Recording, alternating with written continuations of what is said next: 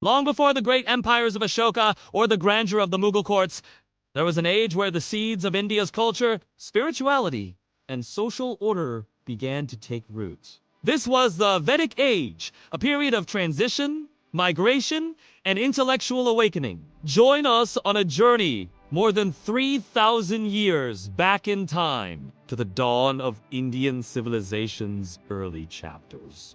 Chapter 1. Arrival of the Aryans. Around 1500 BCE, the Indo-Aryan people began migrating into the Indian subcontinent.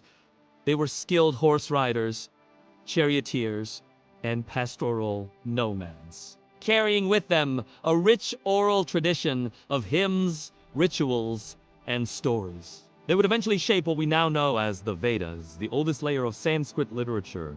Describe their lifestyle.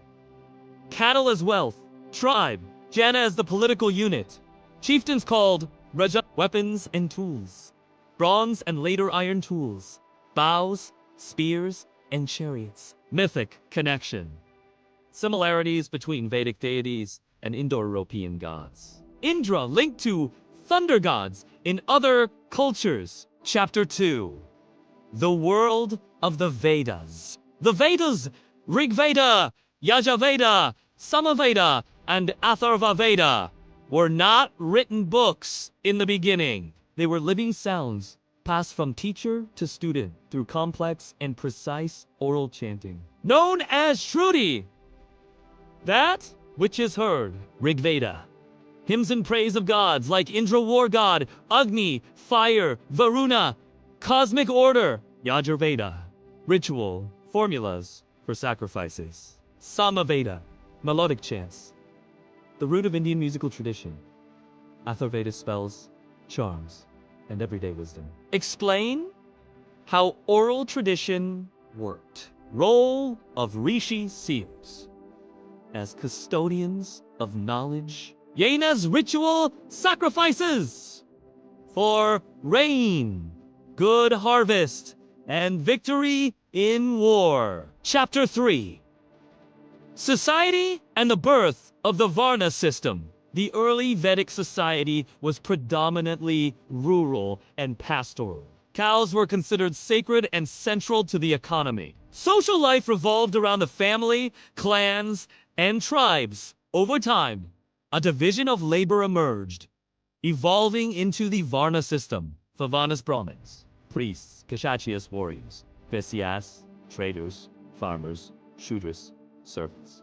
Women in early Vedic age had rights in education, could participate in debates, and choose their husbands' examples. Gargi Maitreyi.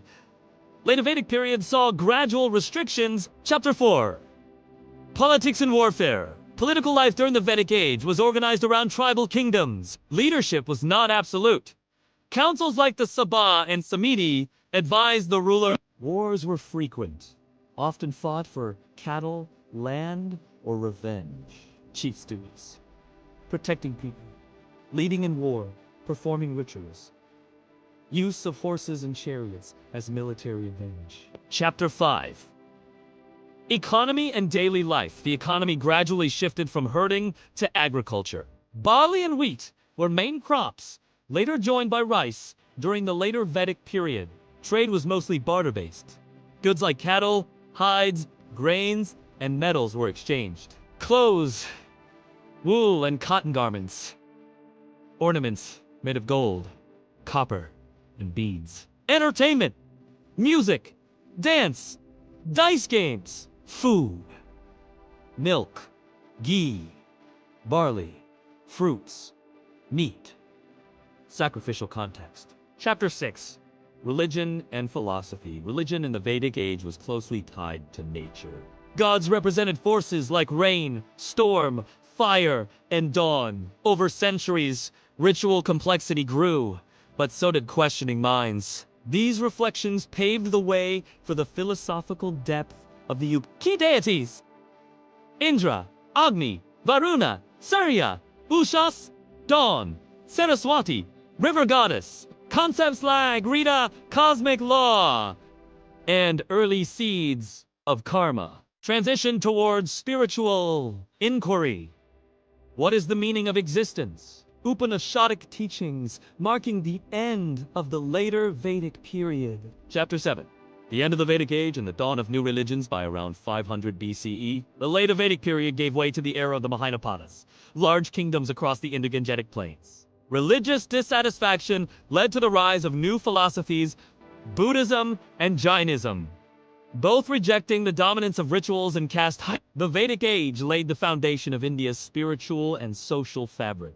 Its hymns still echo in rituals today. Its philosophies continue to inspire seekers worldwide. Though separated from us by millennia, its legacy flows like a river.